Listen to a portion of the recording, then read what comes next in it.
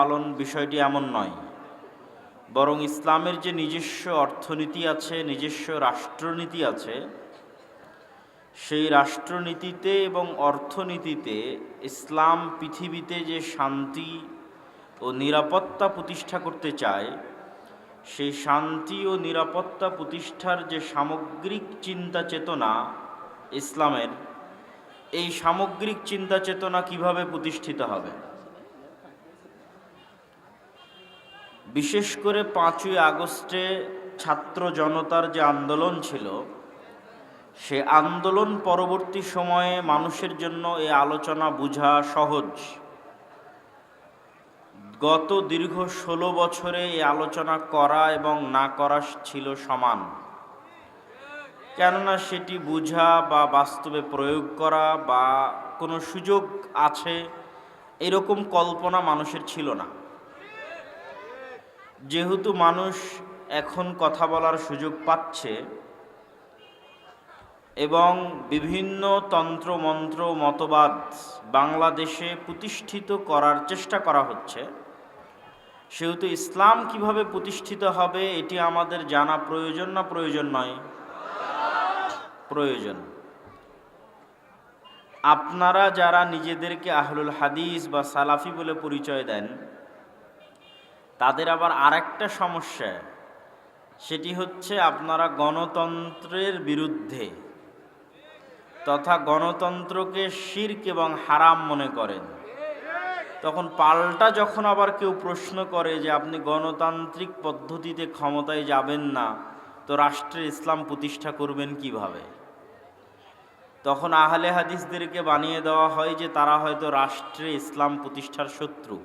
কিন্তু বিষয়টি কি তেমন? আসলে তেমন নয়। তাহলে কি আমাদের জানা দরকার আছে না নাই? আবার যখন আপনারা বলবেন যে আমি দাওয়াতি কাজের মাধ্যমে রাষ্ট্রে ইসলাম প্রতিষ্ঠা করতে চাই, তখনও এটি যুবক সমাজের মানুষের বিবেকে ব্রেনে ধরে না। কিভাবে দাওয়াতি কাজের মাধ্যমে রাষ্ট্রে ইসলাম প্রতিষ্ঠা হবে? তখন আমাদের দাবিটা শুধু দাবিই থেকে যায়। সেটির পক্ষে লজিক দাঁড় করানো এবং বাস্তবে সেটি নিয়ে কাজ করার মতো কোনো পরিবেশ আমি আমার বুদ্ধিতে, আমার চিন্তা চেতনায়, গবেষণায় দেখিনি। এটি আমাদের একটি দুর্বলতা। তো এই দুর্বলতা কাটিয়ে উঠে কিভাবে আপনি রাষ্ট্রে ইসলাম প্রতিষ্ঠা করবেন সালাফে সালেহিনের মানহাজ অনুযায়ী, তা আমাদের জানার দরকার আছে। তার পূর্বে আলোচনা করি সংক্ষিপ্ত, এই বিষয়ে আলোচনা করতে গিয়ে সংক্ষিপ্ত আলোচনা, রাষ্ট্রে ইসলাম বলতে কি বোঝায়। তাত্ত্বিক আলোচনা না করে একদম সহজ ভাষায় আপনাদেরকে বুঝতে হবে রাষ্ট্রে ইসলাম বলতে কি বোঝায়। ঈসা আলাইহিস সালাতু ওয়াস সালামের বর্ণনা দিতে গিয়ে রাসূলুল্লাহ সাল্লাল্লাহু আলাইহি ওয়াসাল্লাম বলেছেন যে ঈসা আলাইহিস সালাতু ওয়াস সালাম যখন পৃথিবীতে নেমে আসবে, তখন তিনি ইয়াকসিরুস সালিব, খ্রিস্টানদের যে ক্রুশ আছে সেটাকে ভেঙে দিবেন, ওয়ায়াকতুলুল খিনজির, এবং শুকুরকে চিরতরে হারাম করবেন, শুকুরকে হত্যা করবেন, নির্মূল করে দিবেন পৃথিবী থেকে। তারপরে কি বলছেন? তিনি হবেন হাকামান মুকসিতা, ন্যায় পরায়ণ শাসক।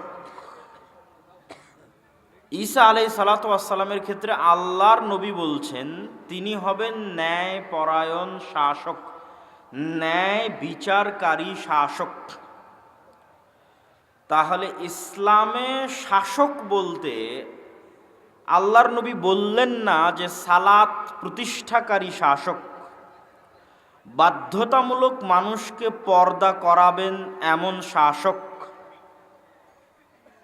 বাধ্যতামূলক মানুষকে হজ করাবেন, ওমরা করাবেন এমন শাসক, বাধ্যতামূলক মানুষকে দাড়ি রাখাবেন এমন শাসক। এগুলো প্রত্যেকটাই ইসলামের বড় বড় বিধান। কিন্তু রাষ্ট্রে যখন ইসলামের কথা আসবে, তখন 1 নম্বরে আসবে ন্যায়পরায়ণ, ন্যায় বিচার। রাষ্ট্রে ইসলাম বলতে গেলে 1 নম্বরে ন্যায়পরায়ণ, ন্যায় বিচার। ন্যায়পরায়ণ, ন্যায় বিচার মানে ইহুদিও ন্যায় বিচার পাবে, হিন্দু ন্যায় বিচার পাবে, মুশরিকও ন্যায় বিচার পাবে, মুসলিমও ন্যায় বিচার পাবে, অমুসলিমও ন্যায় বিচার পাবে। ন্যায় প্রতিষ্ঠা করতে পারা ইসলামী রাষ্ট্রের মূল মানদণ্ড এবং ভিত্তি। আর এখান থেকেই আপনি বুঝে নেবেন যে আমাদের দ্বারা কেন রাষ্ট্রে ইসলাম প্রতিষ্ঠা সম্ভব নয়, কেন বাংলাদেশের মুসলমানদের দিয়ে রাষ্ট্রে ইসলাম প্রতিষ্ঠা সম্ভব নয়। তার এই একটা কারণই যথেষ্ট। সেটি কি? যেহেতু রাষ্ট্রে ইসলাম প্রতিষ্ঠা মানে সর্বপ্রথম ন্যায়পরায়ণতা, ন্যায় বিচার, তো মুসলমানের মধ্যেই তো ন্যায়পরায়ণতা নাই, ন্যায় বিচার নাই, তো তাকে দিয়ে আল্লাহ কি রাষ্ট্রে ইসলাম প্রতিষ্ঠা করাবেন? আল্লাহ করাবেন না। সালাত দিয়ে আমার মতো আপনার মতো মুসলমান জান্নাতে চলে যাবে, তাওহীদ দিয়ে আমার মতো আপনার মতো মুসলমান জান্নাতে চলে যাবে, কিন্তু রাষ্ট্রের মালিক হবে যদি ন্যায়পরায়ণতা না থাকে, আর সে রাষ্ট্রের মালিক হয়ে যাবে সালাত দিয়ে, রাষ্ট্রের মালিক হয়ে যাবে তাওহীদ দিয়ে, অসম্ভব। তাহলে সালাত এবং তাওহীদ অবশ্যই ইসলামের গুরুত্বপূর্ণ অঙ্গ, কিন্তু এমনও হাজারো মানুষ আছে যারা সালাত আদায় করার পরও মুনাফিক, তাওহীদে বাহ্যিক ঈমান আনয়নের পরও মুনাফিক।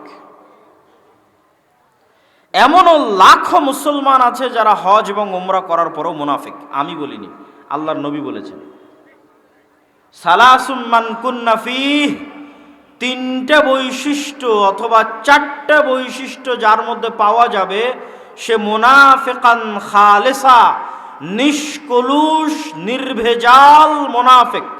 যদিও সালাত আদায় করে, যদিও সিয়াম পালন করে, তবুও মুনাফিক, খালেস নির্ভেজাল মুনাফিক। ইদা হাদ্দাসা কাযাবা, যখন কথা বলে মিথ্যা বলে, ওয়াইদা ওয়াদা আখলাফা, যখন ওয়াদা করে ভঙ্গ করে, ওয়াইদা তুমিনা খানা, যখন দায়িত্ব দেওয়া হয় দায়িত্বের সাথে আমানত রাখা হয় আমানতের খেয়ানত করে। তাহলে সে সালাত আদায় করলেও মুনাফিক, সিয়াম পালন করলেও মুনাফিক, হজ করলেও মুনাফিক, উমরা করলেও মুনাফিক। তাহলে সে সালাত আদায় করে কথা বলল মিথ্যা, আমানতের খেয়ানত করলো, তো আমানতের খেয়ানত করে মানুষের কাছে মাপ চেয়ে আল্লাহ যদি মাফ করে দেয় জান্নাতে চলেও যেতে পারে, কিন্তু এই আমানতের খেয়ানতকারী এই নামাজিকে আল্লাহ কখনো রাষ্ট্র ক্ষমতা দিবে না। কেননা ও কি প্রতিষ্ঠা করতে পারবে না? কথা বলেন না কেন? কি প্রতিষ্ঠা করতে পারবে না? ন্যায় বিচার প্রতিষ্ঠা করতে পারবে না। ফলত প্রথম চান্সেই রাষ্ট্র ক্ষমতার মালিক হওয়ার অযোগ্য বলে বিবেচিত হয়েছে কার নিকটে? আল্লাহর নিকটে। তাহলে আমরা মুসলমানেরা রাষ্ট্র ক্ষমতায় যেতে পারছি না কেন? আমাদের মধ্যে রাষ্ট্র ক্ষমতার মালিক হওয়ার ন্যূনতম বৈশিষ্ট্যটুকু নাই। ন্যূনতম বৈশিষ্ট্য যে নাই তা মাপবেন কি দিয়ে? আপনি আপনার বাবা মারা যাওয়ার পর আপনি আপনার বোনকে পিতার সম্পত্তিতে ন্যায় পরায়ণতার সাথে বন্টন করেননি, হয় ভাগই দেননি, যদি ভাগ দিয়েছেন তবুও ন্যায় বিচার করেননি। মানে কুমিল্লা শহরের যেটা দামি জমি সেটা আপনি নিয়েছেন, আর কুমিল্লার যেটা সবচেয়ে কম দামি পানিতে ডুবে থাকা জমি সেটা আপনার বোনকে দিয়েছেন। এটা কি ন্যায় বিচার হয়েছে? আপনি কি তাহলে ন্যায়পরায়ণ? আপনি বোনের কাছে মাপ চেয়ে জান্নাতে যেতে পারবেন, কিন্তু আল্লাহ আপনাকে রাষ্ট্র ক্ষমতা দিবে? আল্লাহ আপনাকে রাষ্ট্র ক্ষমতা দিবে না। কেননা রাষ্ট্র ক্ষমতার যোগ্য হওয়ার প্রথম শর্তে মাইনাস হয়ে গেছে। তো আজ মুসলমানেরা গোলাম কেন? আজ মুসলমানেরা গোলাম এই জন্য, মুসলমানদের মধ্যে ন্যূনতম আত্মমর্যাদাবোধ, অভ্যন্তরীণ সেলফ রেসপেক্ট নাই। কেননা যে মিথ্যা বলে তার আত্মসম্মান থাকতে পারে না, যে ওয়াদা দিয়ে ভঙ্গ করে তার আত্মসম্মান থাকতে পারে না, যে দায়িত্বে খেয়ানত করে, আমানতের খেয়ানত করে, তার আত্মসম্মান থাকতে পারে না। এটা আপনার দায়িত্ব ছিল, পিতার পরে আপনি দায়িত্বশীল, এটা আপনার দায়িত্ব। এমনকি আমরা যদি নিজেদের প্রশ্ন করি যে আমরা আমাদের স্ত্রীদের প্রতি ন্যায়পরায়ণ কিনা, শতজন ফেল করবে যে তারা তাদের স্ত্রীদের প্রতি ন্যায়পরায়ণ নয়। আর রাসূলুল্লাহ সাল্লাল্লাহু আলাইহি ওয়াসাল্লাম সম্পর্কে তার স্ত্রীদেরকে জিজ্ঞেস করা হোক তিনি ন্যায় বিচারক ছিলেন কিনা তার স্ত্রীদের মধ্যে। আমরা তো আমাদের স্ত্রীর হক পর্যন্ত ন্যায় বিচারের সাথে দিতে পারিনি, কিভাবে রাষ্ট্রের মালিক হব? পরিবারের দায়িত্ব পেয়ে ন্যায় বিচার করতে পারেনি, রাষ্ট্রের দায়িত্ব নিয়ে কেমনে ন্যায় বিচার করব? আর একই অবস্থা যে সারা পৃথিবীর মুসলমানদের, তার সবচেয়ে বড় উদাহরণ কি? গত 16 বছর এমন কোন ওসি, ডিসি, এসপি, মন্ত্রী, সাব রেজিস্ট্রার, এসিল্যান্ড ছিল না যে ওসি, ডিসি, এসপি, মন্ত্রী, এসিল্যান্ড, সাব রেজিস্ট্রার হাজি নয়, ওমরাকারী নয়, নামাজি নয়। তাহাজ্জুদ গুজার খুনি এমপি ছিল, ছিল না? ছিল।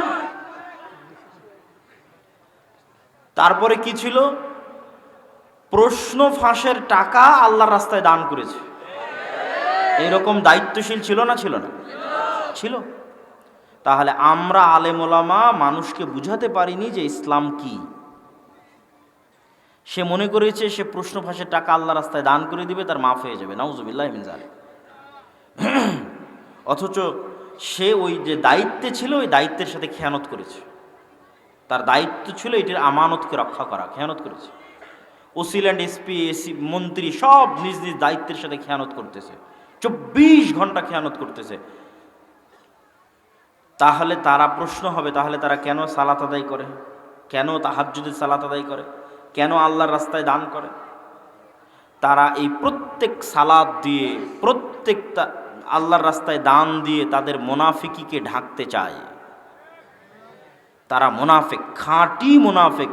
কিন্তু মুনাফিকিকে ঢাকবে কি দিয়ে? মুনাফিকি ঢাকতে হজ করতে গেছে। কেন? ও তো মিথ্যুক, ও তো মানুষের সম্পদ অন্যায়ভাবে মেরে খায়, ও তো মিথ্যা কথা বলে, ও তো নিজ দায়িত্বের সাথে 24 ঘন্টা খেয়ানত করে। একজন ওসি ল্যান্ড, একজন ওসি, ডিসি, এসপি, মন্ত্রী, মিনিস্টার 24 ঘন্টা তার দায়িত্বের সাথে খেয়ানত করতেছে। তাহলে নামাজ পড়ে কেন? ও নামাজ আমল দিয়ে মুনাফিকি ঢাকতে চায়। সম্মানিত উপস্থিতি, এই সমস্ত মুনাফিক মুসলিমদের আল্লাহ সুবহানাহু ওয়া তাআলা কখনো দেশ, জাতি, রাষ্ট্রের দায়িত্ব দিবেন না। শুধু কি স্বাভাবিক সাধারণ মুসলমান, আলেম ওলামাদের মধ্যেও সবচেয়ে বড় কমতি আছে, আমাদের মধ্যেও সবচেয়ে বড় কমতি আছে ন্যায়পরায়ণতায়। যত মতভেদ তৈরি হয়েছে, দল তৈরি হয়েছে, ভাঙ্গন তৈরি হয়েছে, এই সমস্ত দল, উপদল এবং ভাঙ্গনে মাসলা মাসাইলের চাইতে বড় কারণ ন্যায়পরায়ণতা। হয় আমির জালেম, না হয় মামুর জালেম। আপনি আমার থেকে লিখে নেন, স্বাক্ষর করে দিলাম, এখানে কোনো মাসলা মাসাইল নাই, কোনো আকীদা নাই, কোনো আদর্শ নাই। একজন জালেম আর একজন মাজলুম।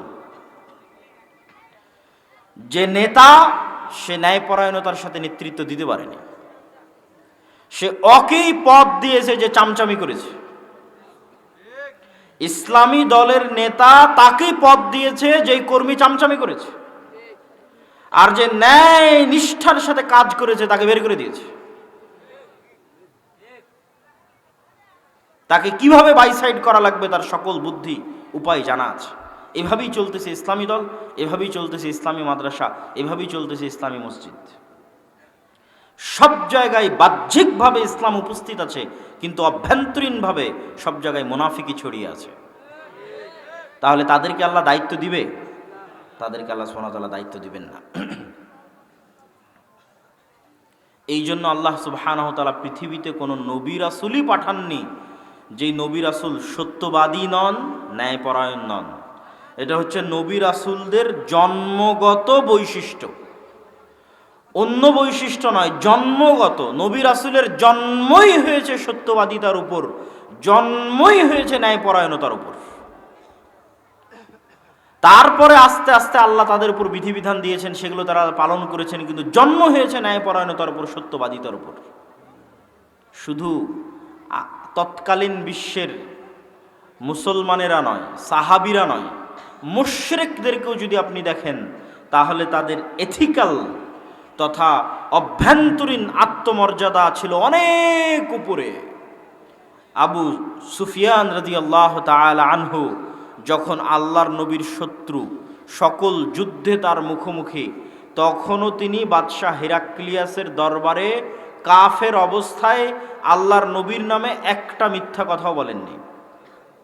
তিনি কাফের, মুশরিক, কিন্তু অভ্যন্তরীণভাবে তার আত্মমর্যাদা আছে। এই আত্মমর্যাদার কারণে লাইভ নাই, রেকর্ড নাই, কিচ্ছু নাই।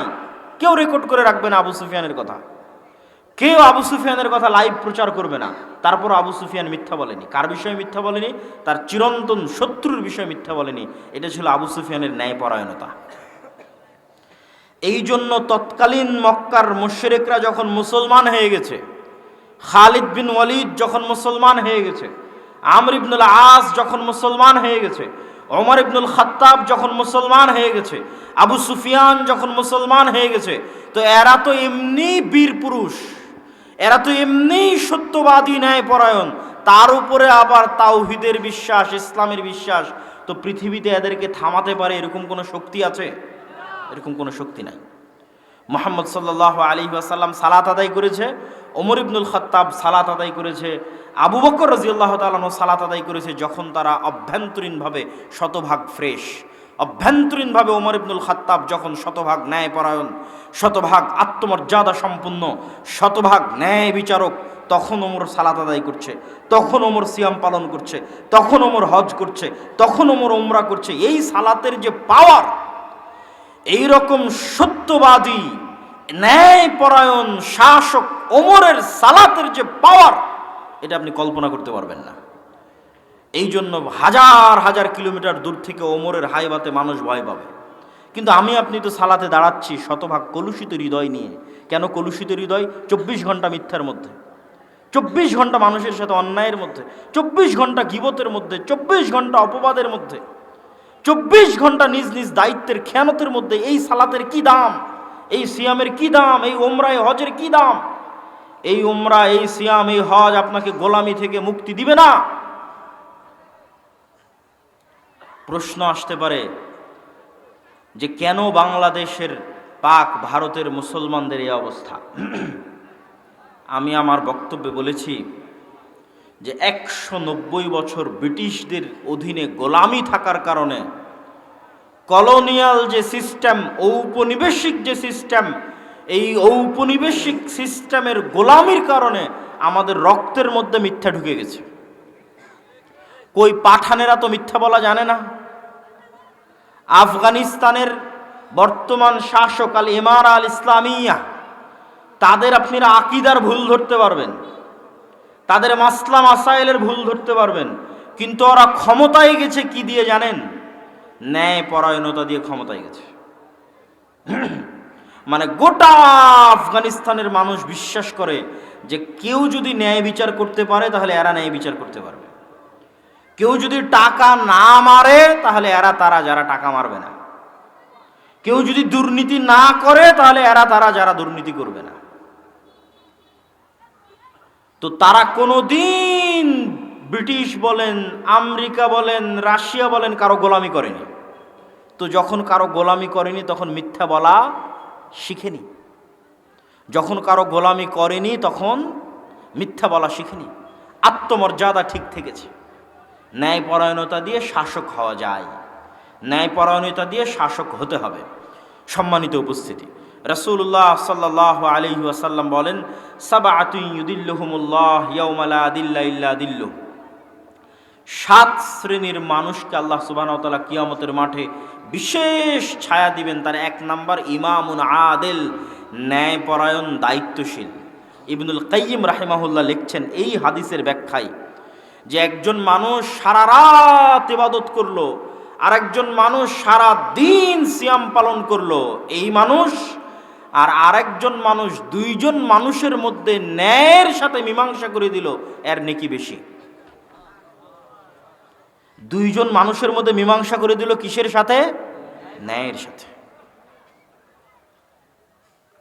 তো ন্যায়পরায়ণ দায়িত্বশীল আল্লাহর সুবহানাহু ওয়া তাআলার বিশেষ ছায়ায় 1 নম্বরে, আল্লাহর নবীর হাদিসে 1 নম্বরে ন্যায়পরায়ণ দায়িত্বশীল। সম্মানিত উপস্থিতি, আমরা আলোচনা করছিলাম ইসলামের সামগ্রিক বিজয় কিভাবে সম্ভব। সেটি বুঝাতে গিয়ে বলছিলাম রাষ্ট্রে ইসলাম মানে কি। আজকের পাশ্চাত্য বিশ্ব আমাদের শিখায় রাষ্ট্রে ইসলাম মানে হাত কেটে নেবে, রাষ্ট্রে ইসলাম মানে রজম করবে, রাষ্ট্রে ইসলাম মানে সবাইকে ঘরবন্দি করে পর্দা করতে বাধ্য করবে, রাষ্ট্রে ইসলাম মানে মেয়েদেরকে কাউকে পড়তে দিবে না।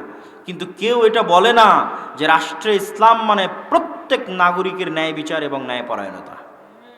এটা তো বলে না ভাই। ন্যায়পরায়ণতা, ন্যায় বিচার প্রতিষ্ঠা হলে কি হবে? যে হাদিস দিয়ে শুরু করেছিলাম ওই হাদিসের পরের অংশে বলা আছে, রাসূলুল্লাহ সাল্লাল্লাহু আলাইহি ওয়াসাল্লাম বলছেন, টাকার পরিমাণ এত বেশি হয়ে যাবে যে নেওয়ার মতো কোনো মানুষ থাকবে না। ঈসা আলাইহিস সালামের কথা বলা হচ্ছে। ঈসা আলাইহিস সালাম যখন হাকামান মুকসিতা, ন্যায় বিচার প্রতিষ্ঠা করবেন পৃথিবীতে, তখন টাকার পরিমাণ এত বেশি হয়ে যাবে যে কেউ নেওয়ার মতো লোক থাকবে না। তাহলে টাকা বেশি হওয়ার সাথে ন্যায় বিচারের সম্পর্ক কি? আপনাকে বুঝাই, যারা গণতন্ত্রের নামে ইসলাম প্রতিষ্ঠা করতে চায় তাদেরকে এই অংশটা খুব ভালোভাবে শুনতে হবে যে ন্যায় বিচারের সাথে টাকার সম্পর্ক কি। আজ যখন আমরা আমেরিকা যাই, ইংল্যান্ড যাই, দেখি কি সাজানো গুছানো সুচারু রূপের দেশ, কি উন্নত সিস্টেম, টেকনোলজি, ইউনিভার্সিটি।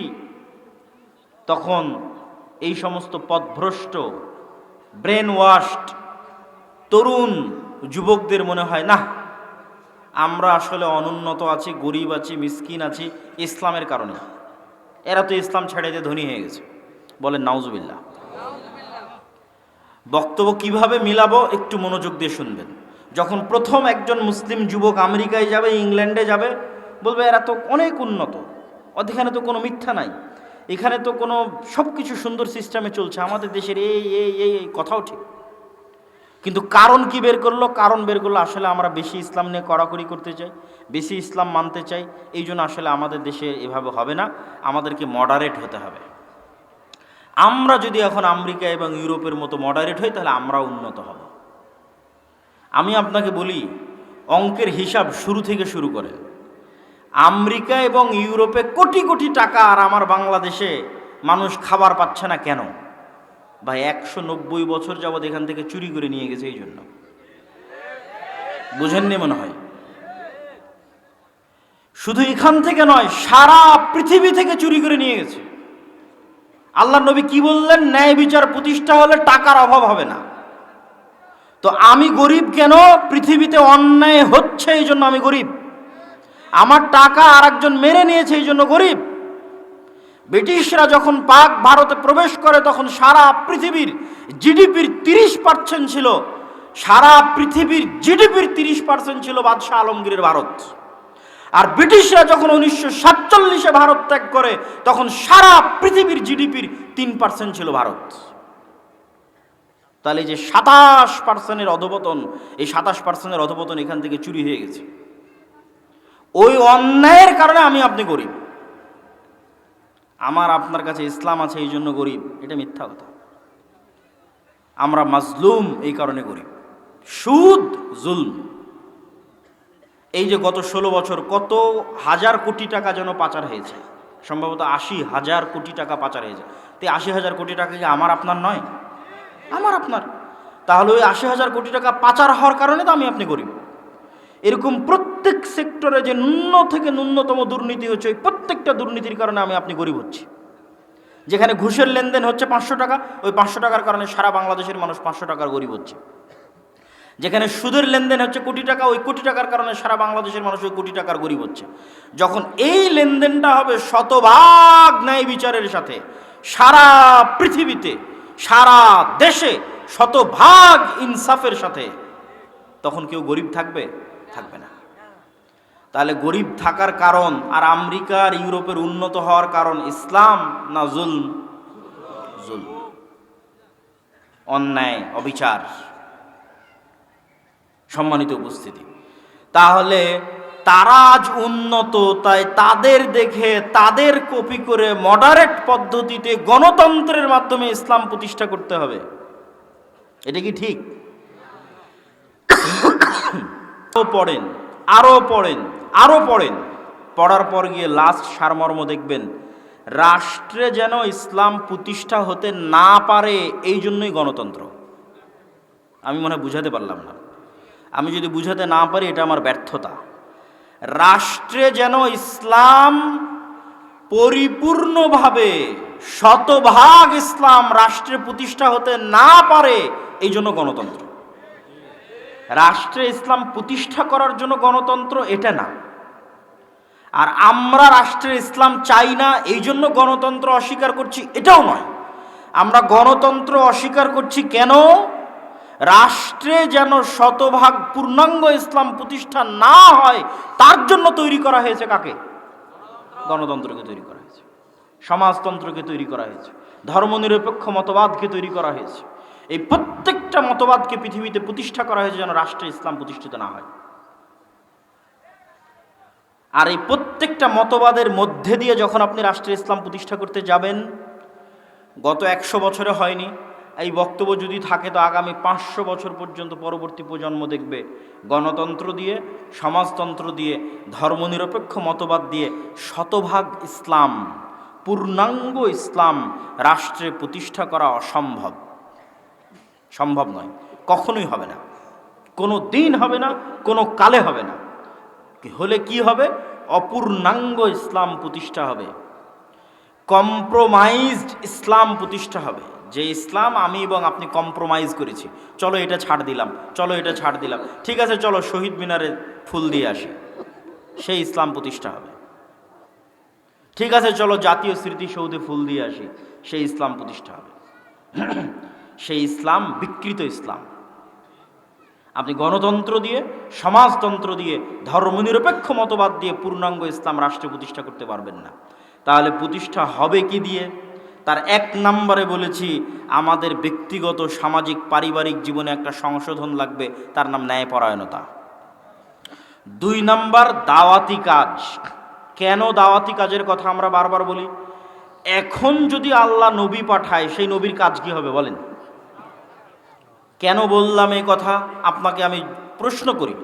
মুসা আলাইহিস সালাতু ওয়াস সালাম যখন ফেরাউনের কাছে গেলেন, এত বড় মোজেজার লাঠি দিয়ে ডাইরেক্ট ফেরাউনকে হত্যা করে দিলেই তো হয়। আল্লাহ মুসা আলাইহিস সালামকে বললেই তো পারে, তোমাকে লাঠি দিলাম, যাও ফেরাউনকে হত্যা করো, রাষ্ট্র ক্ষমতা দখল করো, ইসলাম প্রতিষ্ঠা করো। তা না করে এত বড় কাফের শাসকের কাছেও মুসা আলাইহিস সালামের এত ক্ষমতা থাকার পরও বলা হচ্ছে দাওয়াত দাও। তাও কত দিন দাওয়াত দিল, কত বছর দাওয়াত দিল। আল্লাহ সুবহানাহু ওয়া তাআলা হুমজিক্যালি ডাইরেক্ট কোনো কিছু প্রতিষ্ঠা করতে চান না। আল্লাহ সুবহানাহু ওয়া তাআলা স্লোলি, লতিফ, ধীর স্থিরভাবে ওই পরীক্ষার মধ্যে দিয়ে, ওই সমস্ত কষ্টের মধ্যে দিয়ে, ওই সমস্ত দুঃখ, জুলম, অত্যাচারের মধ্যে দিয়ে ইসলাম প্রতিষ্ঠা হবে।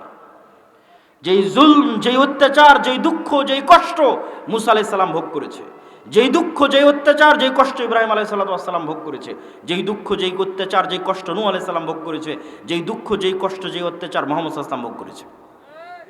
ইব্রাহিম আলাইহিস সালামকে দিয়ে পারলে, চাইলেই আল্লাহ সুবহানাহু ওয়া তাআলা যদি আগুনের মধ্যে থেকে ইব্রাহিমকে বাঁচাতে পারে যে আল্লাহ, তো সে আগুনে আল্লাহ নমরুদকে পুড়িয়ে দিতে পারে না? দাওয়াত দেওয়ার কি দরকার?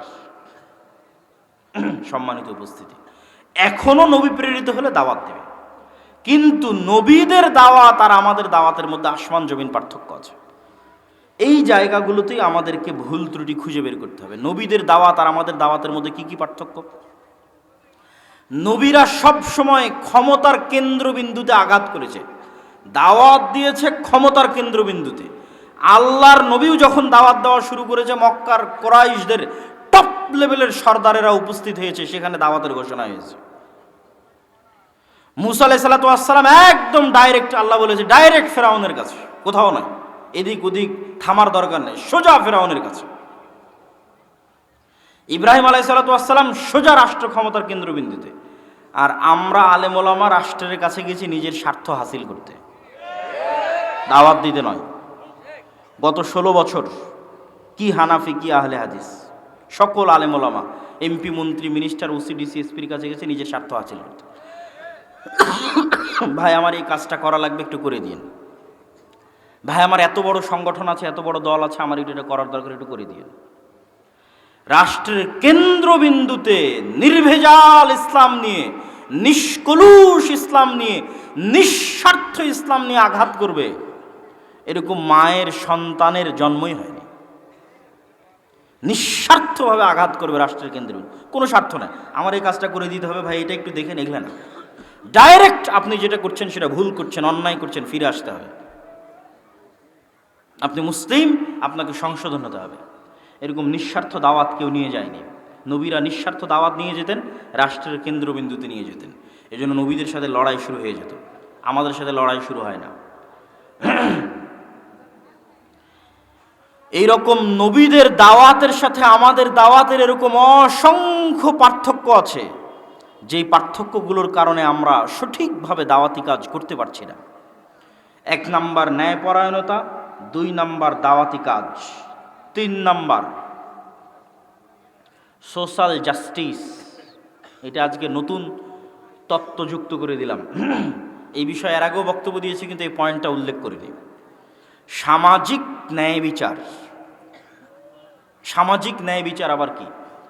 আল আদাবুল মুফরাদ খুলে দেখেন। আল আদাবুল মুফরাদে ইমাম বুখারীর লেখা একটা বই, ধারাবাহিক উল্লেখ করতে থেকেছে সমাজে আপনি কেমনে চলবেন। তার প্রত্যেকটা এমন ছোট ছোট ছোট ছোট ছোট ছোট ছোট ছোট অধ্যায়। বাপ মায়ের সাথে ভালো ব্যবহার, পাড়া প্রতিবেশীর সাথে ভালো ব্যবহার, ইয়েতিমের হক, আত্মীয় স্বজনের হক, সন্তান সন্ততির হক, স্ত্রীর হক, এই রকম বলতে বলতে বলতে বলতে বিশাল বই। মানে সমাজের প্রত্যেকটা স্তরে কি হতে পারে। সমাজ মানে কি? কয়েকটা পরিবার মিলে একটা সমাজ, পাড়া প্রতিবেশী মিলে সমাজ, পাড়া প্রতিবেশীর সাথে কি হবে, আত্মীয়ের সাথে কি হবে, বাপ মায়ের সাথে কি হবে, ভাই বোনের সাথে কি হবে, প্রত্যেকটা বিস্তর তুলে ধরেছেন ইমাম বুখারী রাহিমাহুল্লাহ। আর আল্লাহ সুবহানাহু ওয়া তাআলা তুলে ধরেছে সূরা হুজরাতের মধ্যে, যে সমাজ কেমনে চলবে। গীবতের কথা তুলে ধরেছে, গোয়েন্দাগিরির কথা তুলে ধরেছে, ঠাট্টা মশকরা উপহাসের কথা তুলে ধরেছে। সোশ্যাল জাস্টিস মানে সামাজিক ন্যায় বিচার। ব্রিটিশরা যখন, এই তত্ত্বটা কেন দিচ্ছি এটা একটু বুঝতে হবে। ব্রিটিশরা যখন ক্ষমতা দখল করলো, মুসলমানেরা যখন দেখলো যে ক্ষমতায় আমরা তাদের সাথে পাচ্ছি না, তখন মুসলমানের একটা ছোট্ট বুদ্ধি অবলম্বন করলো, যেই বুদ্ধি এখনও আপনারা অবলম্বন করতে পারবেন কিন্তু করেন না। তিতুমির এটাই করেছে, হাজী শরীয়তুল্লাহ এটাই করেছে, সৈয়দ আহমদ বেরেলভি এটাই করেছে, শাহ ইসমাইল শহীদ এটাই করেছে। সেটা কি? ডিসেন্ট্রালাইজেশন, ক্ষমতার বিকেন্দ্রীকরণ। ঠিক আছে, তুমি দিল্লিতে বসে আছো, দিল্লিতে বসে থাকো। আমার ছোটনায় কি হচ্ছে এটা কি আর দিল্লিতে বসে থেকে সবসময় ব্রিটিশ সরকারের দেখার ক্ষমতা আছে? আমার প্রশ্ন কি বুঝতে পারছেন? আমার দেবিদ্বার, বড়িচং, কোরপাই, ছোটনা এই অঞ্চলে কি হচ্ছে ওই দিল্লিতে বসে থেকে ব্রিটিশের পুলিশের 24 ঘন্টা তদারকি করার ক্ষমতা নাই। তাহলে আমি অন্তত আমার সমাজে ইসলাম প্রতিষ্ঠা রাখবো। আমার কথা কি বুঝতে পারছেন আপনারা? যে আমি অন্তত আমার সমাজে কি প্রতিষ্ঠা রাখবো? একটু কথা বলেন, কি প্রতিষ্ঠা রাখবো? ইসলাম কিভাবে প্রতিষ্ঠা রাখবেন সেটাও বলে দিচ্ছি। সমাজে কিভাবে আপনি ইসলাম প্রতিষ্ঠা রাখবেন। আল আমরু বিল মারুফ ওয়ান নাহি আনিল মুনকার, সৎ কাজের আদেশ, অসৎ কাজে বাধা, প্রত্যেক নবীর বৈশিষ্ট্য, উম্মতে মুহাম্মাদির বৈশিষ্ট্য। তো আপনার গ্রামে একটা মেয়ের বিবাহ হচ্ছে ডিমান্ড, যৌতুকের সাথে। তো আপনি ইমাম সাহেব কোন লজ্জায় সেই যৌতুকের বিবাহ পড়াচ্ছেন? আমাকে উত্তর দেন। আপনারা মুসলমান নাম নিয়ে কোন লজ্জায় সেই যৌতুকের বিবাহে অংশগ্রহণ করছেন? উত্তর দেন। আপনি জেনে বুঝে, ইমাম সাহেব জেনে বুঝে, নামাজি মুসলমানেরা জেনে বুঝে, হাজি মুসলমানেরা জেনে বুঝে, ওমরাকারী মুসলমানেরা জেনে বুঝে, দানবীর মুসলমানেরা জেনে বুঝে, হুজুর আলেম মুসলমান জেনে বুঝে সমাজে অন্যায় করছে। তাহলে এই গোলাম থাকবে না, এই জাতি গোলাম থাকবে না, তো কে গোলাম থাকবে? ওই অন্যায়ের প্রতিবাদ করেন। এটা অন্যায় হচ্ছে, প্রতিবাদ করেন। আল আমরু বিল মারুফ ওয়ান নাহি আনিল মুনকার, সৎ কাজের আদেশ, অসৎ কাজে বাধা। আপনার সমাজে অন্যায় হতে দিয়েন না। বাংলাদেশের কোনো একটা সমাজ যদি এরকম প্রতিষ্ঠিত হয়ে যায়, বাংলাদেশের কোনো একটা দল যদি এরকম প্রতিষ্ঠিত হয়ে যায়, কোনো একটা মাদ্রাসা যদি এরকম প্রতিষ্ঠিত হয়ে যায় যেখানে শতভাগ ন্যায় বিচার আছে, ওখান থেকে ইসলামের উত্থান হবে। ওখান থেকে কিসের উত্থান হবে? ইসলামের উত্থান হবে। সম্মানিত উপস্থিতি, সোশ্যাল জাস্টিস, সামাজিক ন্যায় বিচার।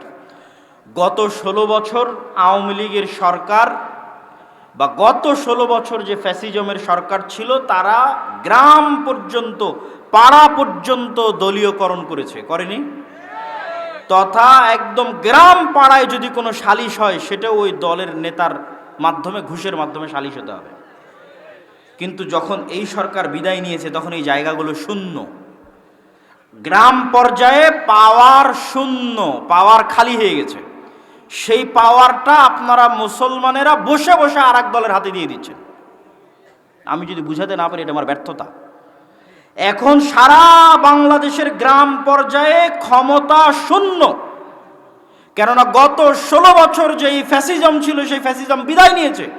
কিন্তু দুঃখজনক হলেও সত্য যে মুসলমানেরা বসে বসে অন্তত তাদের গ্রাম পর্যায়ের ক্ষমতা আর এক দলের হাতে তুলে দিচ্ছে। যেখানে যান সেখানেই শোনা যাচ্ছে, ভাই আগে তারা এসে চাঁদা নিত, এখন এরা চাঁদা নিচ্ছে। তাহলে তো সামাজিকভাবে অন্যায় অবিচার আপনারা প্রতিষ্ঠা রেখেছেন।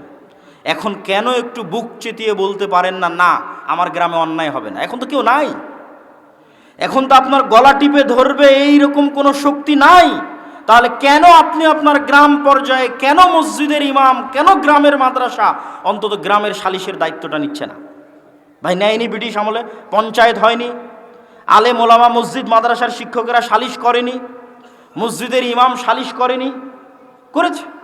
ব্রিটিশ আমলে ডিসেন্ট্রালাইজেশন এই কারণেই হয়েছে, বিকেন্দ্রীকরণ এই কারণেই হয়েছে।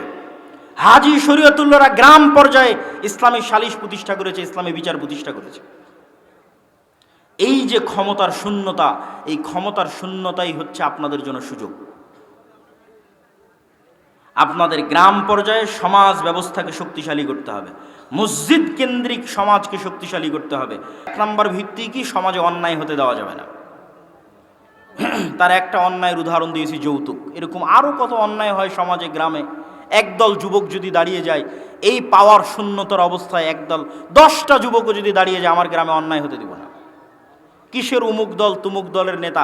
সালিশ হবে ন্যায়ের সাথে, বিচার হবে ন্যায়ের সাথে, বিয়ে শাদী হবে ন্যায়ের সাথে। প্রতিষ্ঠা করেন, রাষ্ট্রে ইসলাম প্রতিষ্ঠা হয়ে যাবে ইনশাআল্লাহ। আরও অনেক পয়েন্ট ছিল যা অন্যান্য বক্তব্যে আলোচনা করেছি। আজকে আপনাদের আমি ধৈর্যচ্যুতি চাচ্ছি না। আমার ছোট ভাই আব্দুর রহিম বিন আব্দুর রাজ্জাক আল আজহারি সে উপস্থিত হয়েছে। আমি চাই যে আপনারা বিশৃঙ্খলা সৃষ্টি না করে তার বক্তব্য পর্যন্ত শুনে অতঃপর বিদায় নেবেন। তার আগে জরুরি কয়েকটি গুরুত্বপূর্ণ কথা। আগামী 13-14 ফেব্রুয়ারি আল জামিয়া সালাফিয়া রূপগঞ্জ নারায়ণগঞ্জে ভারত, পাকিস্তান, সৌদি আরব 3 দেশেরই আলেম ওলামা থাকবে। এক ব্যতিক্রম সালাফি কনফারেন্স অনুষ্ঠিত হচ্ছে। আপনাদেরকে উক্ত সালাফি কনফারেন্সে উপস্থিত হওয়ার উদাত্ত আহ্বান জানাচ্ছি। দ্বিতীয়ত, মাসিক আল ইতেসাম নিয়মিত পড়বেন। সম্পাদকীয়তে যা বলছি তার বেশিরভাগই সম্পাদকীয়তে লেখা আছে। সম্ভবত গত মাসের আগের মাসের সম্পাদকীয় আছে ইসলামের সামগ্রিক বিজয় যেভাবে সম্ভব। মাসিক আল ইতেসাম নেবেন এবং নিয়মিত সম্পাদকীয় পড়ার চেষ্টা করবেন। এই মাসের সম্পাদকীয় আছে দামেস্ক বিজয়, মুসলিম উম্মাহ জেরুজালেম বিজয়ের দ্বার প্রান্তে। কেন দামেস্ক বিজয়, জেরুজালেম বিজয়ের দ্বার প্রান্তে? দামেস্ক বিজয় ছাড়া কোনোদিন জেরুজালেম বিজয় হয়নি। খালিদ বিন ওয়ালিদ, আমর ইবনুল আস তারাও যখন জেরুজালেম বিজয় করেছে, দামেস্ক হয়ে যেতে হয়েছে। সালাহুদ্দিন আইয়ুবী যখন জেরুজালেম বিজয় করেছে, দামেস্ক হয়ে যেতে হয়েছে। দামেস্ক বিজয় হলে জেরুজালেম বিজয় হয়। তো এই বিষয়ে সম্পাদকীয় পাবেন এই মাসের মাসিক আল ইতেসামে। পাশাপাশি আদ-দাওয়া ইলাল্লাহ মসজিদ ভিত্তিক মক্তব। যদিও আমাদের সফরগুলো বেশিরভাগ উত্তরবঙ্গে হয়েছে, কেন আমরা উত্তরবঙ্গটা কভার করতে চেয়েছি আগে, রংপুর এবং রাজশাহী বিভাগ। এই জন্য আপনাদের এদিকে সেভাবে সফরেও আসতে পারিনি, আপনাদের মসজিদের মক্তবগুলো উদ্বোধনও করতে পারিনি। তারপরেও সরাসরি মক্তব প্রশিক্ষণে অংশগ্রহণ করার সুযোগ আছে। অফিসে কল দিয়ে আপনাদের মক্তবের শিক্ষককে পাঠিয়ে দিবেন ট্রেনিংয়ে। যাওয়া আসা থাকা খাওয়া সবই ফ্রি। তারা আসবে এবং আপনার সন্তানদেরকে দিন শিখাবে।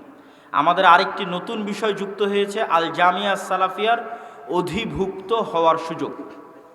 আপনারা জানেন যে জামিয়া সালাফিয়া তার নিজস্ব একক প্রচেষ্টায় আল্লাহ সুবহানাহু ওয়া তাআলার দয়ায় মদিনা ইসলামী বিশ্ববিদ্যালয়ের সাথে মুআদালা করতে সক্ষম হয়েছে। বাংলাদেশের কোনো কিছুর সাথে কোনোরূপ লিয়াজু মেনটেন করা ছাড়াই আলহামদুলিল্লাহ। এই সম্মানটুকু আমরা আল্লাহর কাছে চেয়েছিলাম যে কারো কাছে যেন মাথা নত করতে না হয়। কারো কাছে মাথা নত করা ছাড়াই সরাসরি জামিয়া সালাফিয়া তার নিজ যোগাযোগে মুআদালা করবে, এটি যেন আল্লাহ তৌফিক দেয়, এটা আল্লাহর কাছে আমরা চেয়েছিলাম, আল্লাহ দিয়েছে আলহামদুলিল্লাহ। তারপর পরই আমরা ঘোষণা দিয়েছি সারা বাংলাদেশের যে সমস্ত প্রতিষ্ঠান গত 5-6 বছর যাবৎ আমাদের শাখা হওয়ার জন্য এসেছে, ঘুরেছে, আমরা শাখা হওয়ার অনুমতি দেইনি, বলেছি এখন আমরা শাখা করি না, তাদেরকে আমরা সুযোগ দিচ্ছি আল জামিয়া সালাফের অধিভুক্ত হওয়ার। এবং ইতিমধ্যেই ঘোষণার এক মাসের মধ্যেই 12টি মাদ্রাসা আল জামিয়া সালাফিয়ার অধিভুক্ত হয়েছে আলহামদুলিল্লাহ। আর এই 12টি মাদ্রাসার শিক্ষকদের ট্রেনিংয়ের ব্যবস্থা আমরা করেছি। এই জানুয়ারির প্রথম সপ্তাহে তাদের ট্রেনিং হচ্ছে জামিয়া সালাফিয়া ডাঙ্গিপাড়া পাওয়া রাজশাহীতে। জামিয়া সালাফিয়ার অধিভুক্ত হওয়ার ক্ষেত্রেও আমরা দাওয়া ইলাল্লাহর সেই পলিসি মেনটেন করার আমাদের ইচ্ছা আছে। কি সেই পলিসি? আমরা মাদ্রাসাগুলো থেকে কিছু চাই না, আমরা যেন আরও দিতে পারি। বলেন আল্লাহ যেন আমাদের সেই তৌফিক দান করে, আল্লাহুম্মা আমিন। বহু বোর্ড আছে তারা বরং মাদ্রাসা থেকে কিছু চার্জ করে। আমরা যেমন মক্তব এবং মক্তবের শিক্ষকদের থেকে কিছু নেই নিয়ে আরও দিচ্ছি। আমাদের ইচ্ছা বাংলাদেশে যত মাদ্রাসা আছে পবিত্র কোরআন ও সহিহ হাদিসের আলোকে চলছে, এই সমস্ত মাদ্রাসাগুলো থেকে কিছু নেওয়া তো দূরের কথা, আমরা যেন কিছু সহযোগিতা করতে পারি, জ্ঞান দিয়ে সহযোগিতা করতে পারি, ট্রেনিং দিয়ে সহযোগিতা করতে পারি, বই পুস্তক দিয়ে সহযোগিতা করতে পারি, সম্ভব হলে যেন অর্থনৈতিক সহযোগিতা করতে পারি। আল্লাহ সুবহানাহু ওয়া তাআলা যেন আমাদের সেই তৌফিক দান করে, আল্লাহুম্মা আমিন। সম্মানিত উপস্থিতি, বক্তব্যগুলো বুঝার চেষ্টা করবেন, বিশেষ করে তরুণ ছাত্র যুবক সমাজ, এবং বক্তব্যের উপর আমল করার চেষ্টা করেন। কিভাবে ইসলাম রাষ্ট্রের প্রতিষ্ঠা হবে তার আরও বিস্তর আলোচনা আমার আছে, আর একদিন সময় হলে আরও বিস্তর আলোচনা করব ইনশাল্লাহ। আজকে যে কয়েকটি পয়েন্টে আলোচনা করেছি এগুলোই যদি আপনারা বাস্তবায়ন করার চেষ্টা করেন, আশা করি এতেই আল্লাহ সুবহানাহু ওয়া তাআলা সফলতা দিবে। আল্লাহুম্মা আমিন। ওয়া আখিরু দাওয়ানা আনিল হামদুলিল্লাহি রাব্বিল আলামিন। আসসালামু আলাইকুম ওয়া রাহমাতুল্লাহি ওয়া বারাকাতুহু।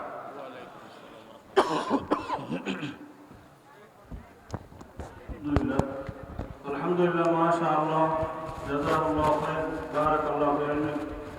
আলহামদুলিল্লাহ, আমরা ছোট্ট একটি